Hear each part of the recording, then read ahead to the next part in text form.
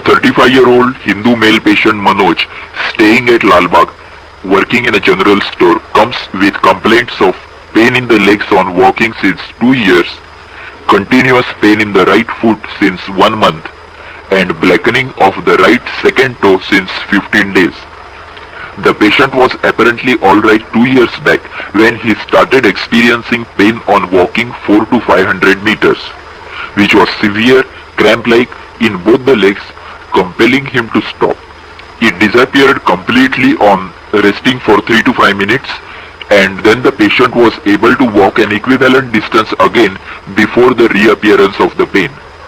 What is this type of pain known as? Intermittent claudications grade 3. And what does it signify? It means impairment of blood supply to the muscle mass in which it is felt. The blood supply being adequate at rest but insufficient on exercise.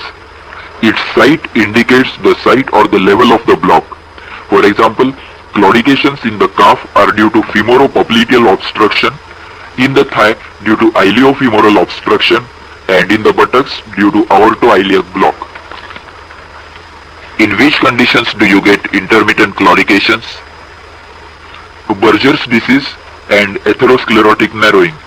The pain originating from lumbar spinal nerve roots due to conditions like disc prolapse sometimes very closely mimics intermittent claudications, but is differentiated by the effect of rest. Spinal pain takes 20 to 30 minutes to subside after rest, whereas true claudications always disappear within 5 minutes. Go ahead. The claudication distance has gradually diminished over the past 2 years, and at present it is 25 to 30 meters. No history of similar pain in the thighs or buttocks. What is claudication distance? Sir, it is the distance which the patient can walk on a plane surface at normal walking speed before the appearance of claudication. It is the distance which the patient can walk on a plane surface at normal walking speed before the appearance of claudications. What is its significance? It is a good index of the severity of arterial obstruction. Claudication distance depends upon 1. The available blood supply, depending on the site and extent of the arterial obstruction and the state of collateral circulation. 2. General health of the patient. 3. Atmospheric temperature. And 4. The effort involved, that is the speed of walking and the surface, whether plane, uphill or downhill. How else can you grade intermittent claudications? If the pain compels the patient to stop, grade 3. If the patient can continue to walk in spite of the pain, grade 2. And if the pain passes off on continued walking, grade 1. Why in mild degrees of claudication does the pain pass off on continued walking? The mild impairment of blood supply is countered by the increase in blood flow due to local vasodilator action of the metabolites, and this washes off the P substances and alterations in pH which are produced by the exercise and are responsible for pain. How do you symptomatically treat intermittent claudications? Advise the patient to walk at a slower pace. Raise the heels of the shoes by 5 to 10 millimeters. Change of occupation to a more sedentary job involving less walking within the limits of the claudication distance. Long-term alpha-tocopherol, that is vitamin E therapy, which may be effective after a period of at least 6 months. And analgesics. If the pain is very severe and uncontrollable, Achilles tenotomy or division of the nerves to gastrocnemius and soleus will convert a painful walk into a painless shuffle. And what about the role of lumbar sympathectomy? No role at all. In fact, intermittent claudications will be worsened by lumbar sympathectomy as it diverts the blood flow to the skin at the cost of muscle blood supply. Proceed. Since last 1 month, he has continuous pain in the right foot, which is severe, continuous, interferes with sleep, not relieved by analgesics, and partially relieved by hanging the legs by the side of the cot. What is the significance of this pain? Sir, this is typical rest pain also known as cry of dying nerves. It is due to the ischemia of peripheral nerves, and it heralds the onset of a pre-gangrenous stage, that is a very marked reduction of blood flow. How does it differ from intermittent claudications? Sir, intermittent claudications is the pain of muscular origin, so it appears only on exercise, and it is experienced in those regions where the main muscle mass is situated. Whereas rest pain is the pain of neural origin and so present even at rest, and it is experienced in the region where the blood supply is most deficient, that is in the most distal portion of the leg, the foot. Intermittent claudications can always be limited by working within the limits of the claudication distance, but rest pain requires vasodilator therapy and may steadily worsen until the patient asks for amputation. So there is history of rest pain, no history of numbness, paresthesia and night cramps. Regarding complications, the second toe of the right foot has blackened gradually since 15 days. Before the onset of the gangrene, there was no history of trauma, abrasion, ulceration or pustule, no history of application of any irritants or excessive heat. Why? For any precipitating factor for the gangrene.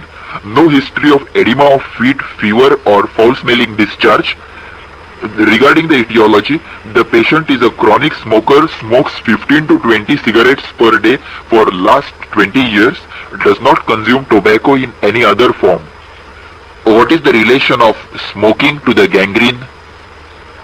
Sir, Buerger's disease, that is thromboangiitis obliterans, is seen exclusively in smokers, and its relentless progress stops only if the tobacco consumption is stopped completely. Also, atherosclerotic gangrene is rare in non-smokers. No history suggestive of Raynaud's phenomenon. What is Raynaud's phenomenon? It is an attack of pallor followed by cyanosis and then congestion when the limb is exposed to cold. The basic pathology is excessive sensitivity of the cutaneous vessels to cold. So on exposure to cold, the vessels go into spasm, resulting in a limb which is pale, blanched and incapable of finer movements.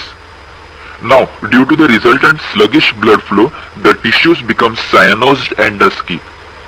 Then the spasm disappears, and as the blood flow resumes through the dilated vessels, the limb becomes swollen, congested and red with burning pain due to increase in tissue tension.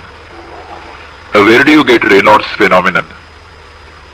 There may be no apparent cause when it is termed as Raynaud's disease, or it may be secondary to Buerger's disease, cervical rib and scalene syndrome, atherosclerotic narrowing of subclavian, scleroderma, or it may follow atrophic changes in muscles due to poliomyelitis or trauma, or following chilblains and frostbite. What are the precipitating factors to Raynaud's phenomenon? Cold and emotions. In the initial stages, the attack may occur only on a very cold day or on immersion of hand into ice-cold water. Later, minor changes in temperature such as air conditioning or emotional stresses may precipitate an attack. There is no history of fever with redness and pain in front of the legs seen in superficial thrombophlebitis seen in Buerger's disease. What are the three main features of Buerger's disease? Occlusion of small and medium-sized arteries, thrombophlebitis of superficial and deep veins, and Raynaud's phenomenon. What causes are you mainly thinking of as the etiology of this dry gangrene? Sir, Buerger's disease and atherosclerotic gangrene. Is there any history suggestive of atherosclerosis? No sir, there is no history of chest pain, anginal pain or ischemic heart disease, no history of giddiness, syncopal attacks or stroke. There is no past history of exposure to venereal diseases with sore on penis, no history of polyuria, polydipsia, not a known diabetic or hypertensive, no history of taking ergots for headaches. Which ergot? Ergotamine for treatment of migraine. In females, ergometrin for treatment of postpartum hemorrhage. There is no history of working on vibrating machines. Regarding the treatment taken, there is no history of taking any drugs other than analgesics for the present complaints. No history of any surgery on the legs or abdomen. What surgery on abdomen could have been done in relation to the present pathology? Lumbar sympathectomy and aortoiliofemoral bypass operations. Family history is not contributory. Patient is married with 2 children. No history of impotency. Why impotency? 1 for Leriches syndrome, that is block at the aortoiliac bifurcation, and 2, the patient with rest pain and gangrene is very likely to undergo lumbar sympathectomy subsequently. So his marital status and potency must be known before commencing the treatment. How can lumbar sympathectomy cause impotency? Sir, this can occur only on removal of the first lumbar sympathetic ganglion of both the sides, which results into sterility and sometimes impotency. Sterility is due to loss of tone of the internal sphincter at the time of ejaculation, with retrograde ejaculation into the bladder. And impotency can occasionally occur due to increased tone in the rest of the sympathetic system, with vasoconstriction of the arteries to penis and impaired erection. Okay, proceed with local examination. On inspection in standing and lying down position, the second toe shows black discoloration and shriveled up mummified appearance extending up to the proximal interphalangeal joint, where it ends into a zone of hyperemia and normal looking skin. There is no ulceration or discharge. What do you think it is? A dry gangrene of the second toe. What is a gangrene? Gangrene implies death of macroscopic portions of tissues with putrefaction superadded. And if there is no putrefaction, then the dead tissue forms what is known as slough. What is slough? Slough is a dead piece of soft tissue which is not yet separated from the living tissues. What is the cause of this black discoloration? It is due to breakdown of blood cells in the dying tissues and formation of iron sulfide from hemoglobin, which gives dark brown, bluish black or black discoloration. And what does the band of hyperemia indicate?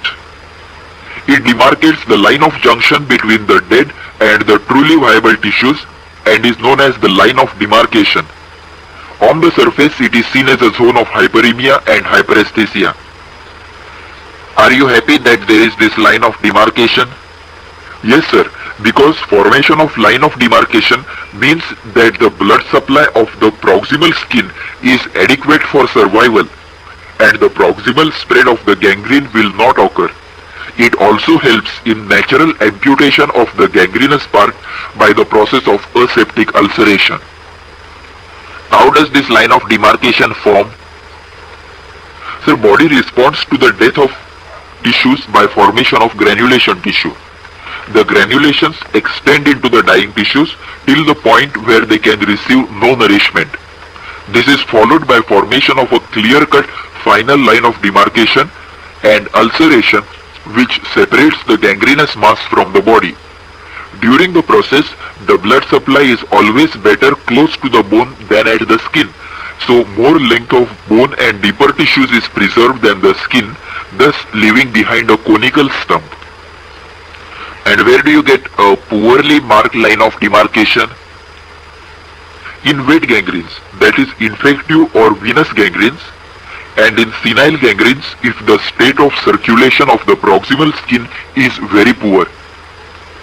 And well-formed line of demarcation in dry gangrenes, Buerger's disease, atherosclerotic gangrene, or gangrenes due to physical agents like electric burns, frostbites or trauma.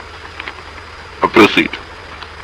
The proximal part of the foot and the limbs shows no redness, edema, blebs or bullae, no erosions, ulcerations, scars or sinuses, signifying presence of infection in the proximal part, indicating a spreading gangrene or wet gangrene.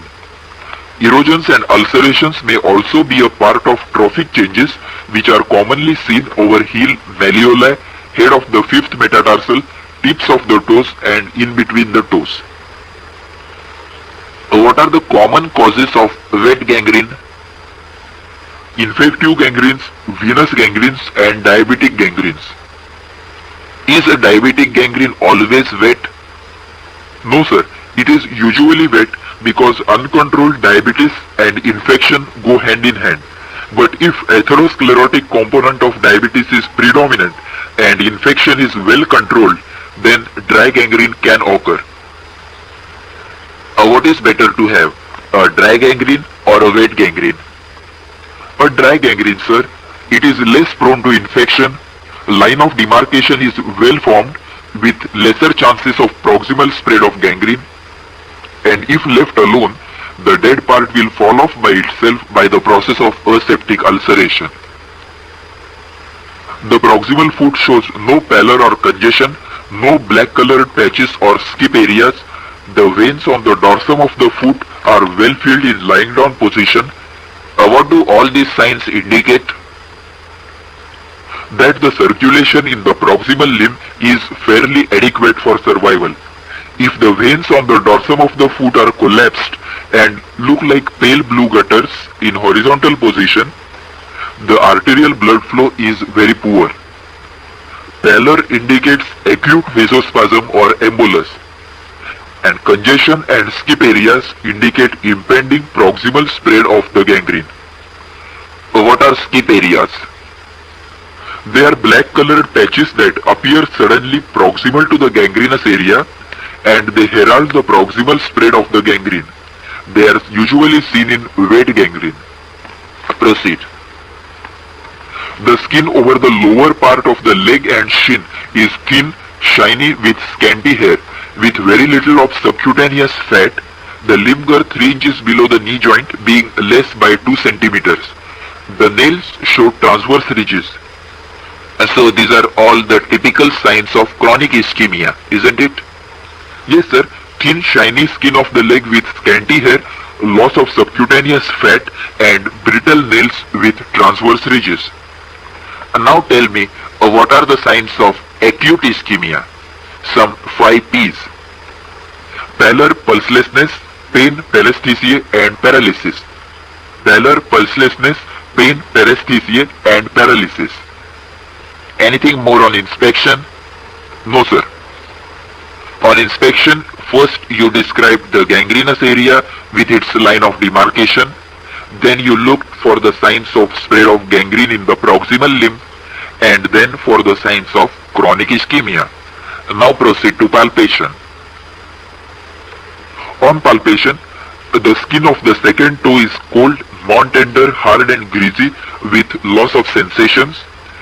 If it was painful or tender, sir, then I would have called it pre-gangrene. Only when the blood flow and the sensory and motor function is lost completely that the term gangrene can be used. So what are your criteria for using the term gangrene? No pulsations, no capillary fillings, no pain with complete anesthesia and paralysis, and discoloration of the affected tissues. Right. The proximal limb is cold up to the knee. Very good. This is a very important sign of poor circulation. And what is its practical significance? Sir, the level up to which the skin circulation is good and the skin is warm will guide us to decide the level of amputation if such a need arises. For example, if the skin is warm up to the middle third of the leg, then below knee amputation can always be tried. The proximal limb is cold up to the knee, no edema or crepitations, no tenderness in the line of the artery. Why should there be tenderness over the artery? Sir, it is not significant in this case which has a gradual onset, but is important in a gangrene of acute onset where tenderness signifies embolism in the vessel. And what do edema and crepitations suggest? Edema is present in inflammatory conditions as in infective gangrene and venous gangrene, and crepitations occur in anaerobic infections, especially gas gangrene. Proceed.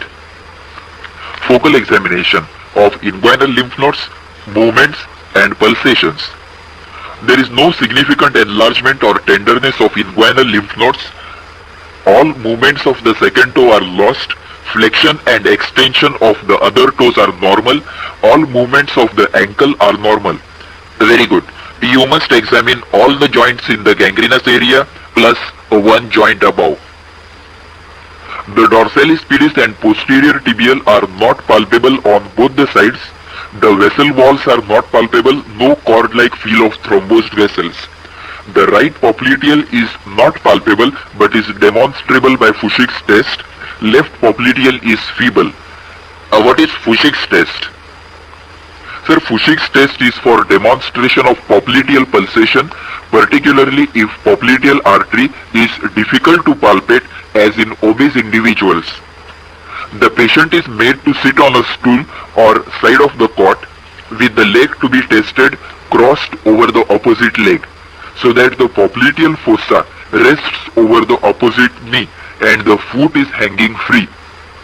Now make the patient to relax the leg muscles by diverting his attention, and if popliteal pulse is present, the foot will show oscillatory movements synchronous with the patient's pulse. And how do you palpate for the popliteal artery? With the patient supine, flex the knee to 135 degrees and palpate very deeply in the midline against the tibia.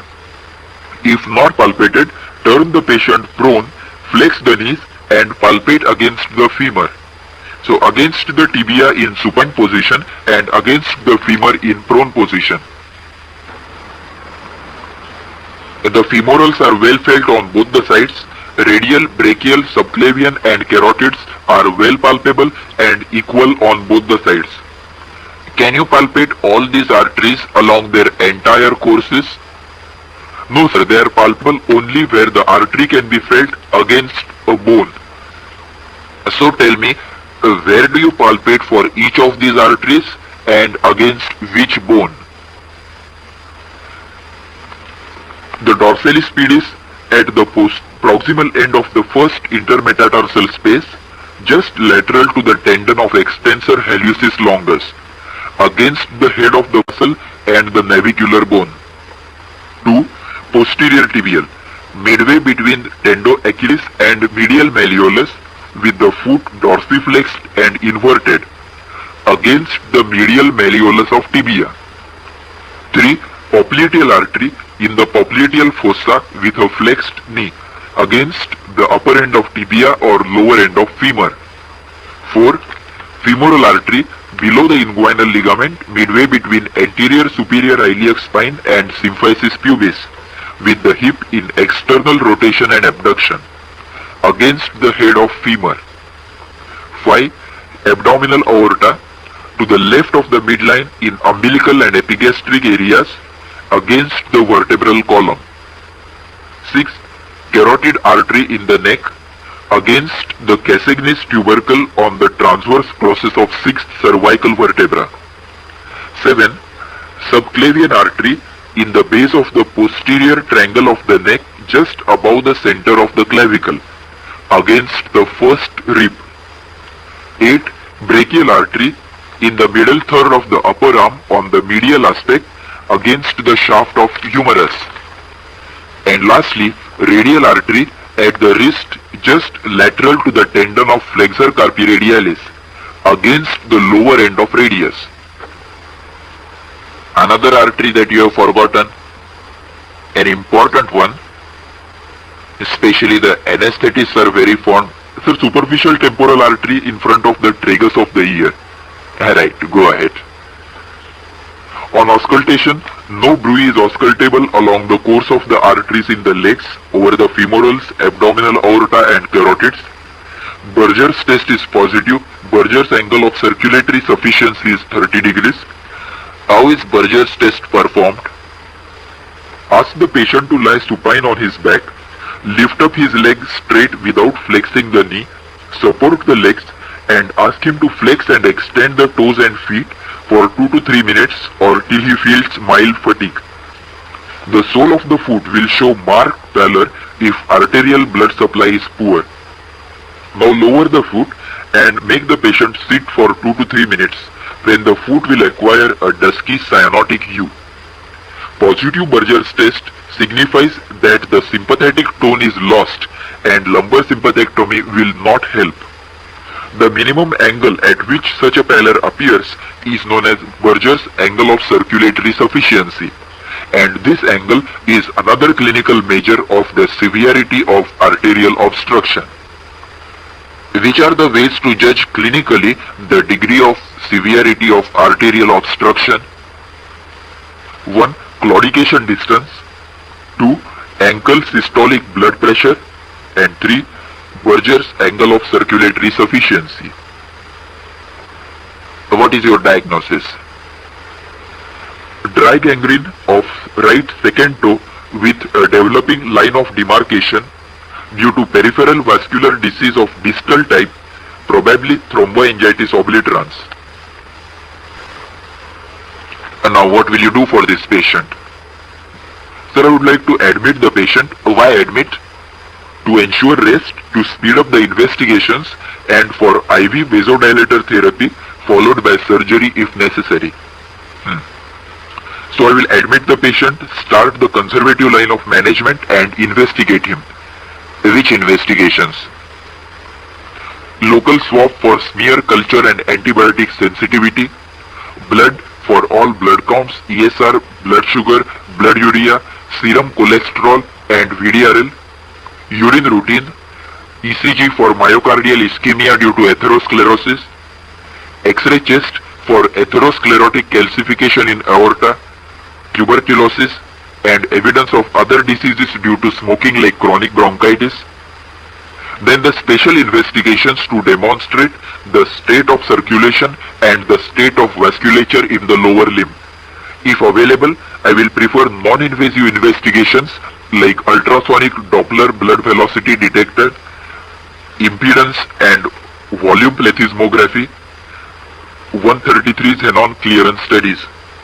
These non-invasive techniques study the amount of blood flowing through the limb at a given point or cross-section, and they serve to give baseline readings to assess the effect of vasodilator therapy and surgery. They do not define the site and nature of the block. If clinical examination, that is presence or absence of pulses, suggests that the block is proximal, that is femoral, iliac arteries or aorta, then the invasive investigation, that is arteriography, should be carried out. For arteriography, the cannula is introduced through the femoral artery of the unaffected, that is opposite limb, and if both limbs are affected, then through the axillary artery or by translumbar puncture of aorta, because the spasm induced in a deceased femoral artery by the puncture may precipitate gangrene. The arteriography tells 1. The site of the block, 2. The extent of the block, whether it extends into the smaller branches also, 3. The state of collateral circulation. If this is bad, then the need for bypass surgery is more evident. 4.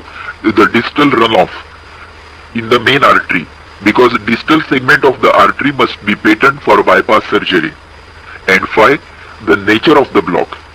An abrupt block in embolus or thrombus, irregular narrowing in atherosclerosis, and corkscrew appearance in Berger's disease.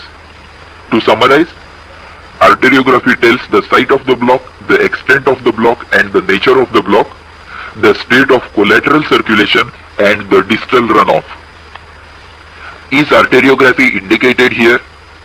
No sir, since the popliteal artery pulsations on both the sides have been demonstrated, the block is distal to popliteal artery, hence arteriography is not indicated.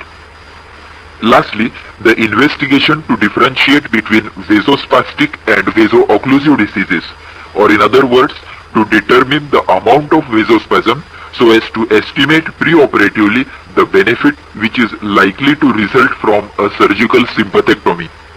The lumbar sympathetic block. Describe the conservative line of treatment that you will follow. Sir, the conservative line of treatment can be described in 3 parts: advice to the patient, local treatment and care, and vasodilator therapy. The advice given is 1. Stop smoking. No tobacco in any form whatsoever. 2. Reduce weight and improve general fitness with exercises. 3. Locally use padded soft canvas shoes with thick absorbent socks. Take extreme care while trimming nails and pull the leg from trauma. If ulcer or gangrene be present, clean the part daily and keep it dry with talcum powder. The dressing should be dry and fixed by a bandage. No sticking plaster should be used over the skin directly. The intravenous vasodilator therapy consists of a 12-hourly drip of 500 ml Lomodex with 2 ampules of Complamina and 5000 units of heparin. Lomodex reduces the viscosity of blood, improves peripheral tissue perfusion, prevents sludging of red cells in the peripheral vessels. Complamina, that is xanthine nicotinate, is vasodilator to the vessels of skin and subcutaneous tissues. Heparin prevents thrombosis in the vessels in the pregangrenous area. What is the role of surgery in peripheral vascular disease? The first form of surgery is lumbar sympathectomy. It increases cutaneous blood supply by diverting blood from muscles to skin. There is no significant increase in the total blood flow to the limb, so the rest pain is reduced. It helps the healing of ulcers and operation wounds with better survival of skin flaps after amputation. It limits the proximal spread of the gangrene and allows more conservative amputations. The second form of surgery is amputation. In a dry gangrene with a well-formed line of demarcation, no surgery. Allow the gangrene to separate by aseptic ulceration. The process may only be hastened by removing the separating toe through the black area. But if area proximal to the line of demarcation is cut, the gangrene will spread proximally because trauma increases the local demand of blood supply, which cannot be fulfilled here. But if the gangrene is spreading or if rest pain is severe, amputation must be performed, and there is no role for conservative amputations. The ideal level of amputation is above knee. A trial should be given to below knee amputation when popliteal pulse is palpable, when skin below the knee is warm, and when the operation is being combined with lumbar sympathectomy.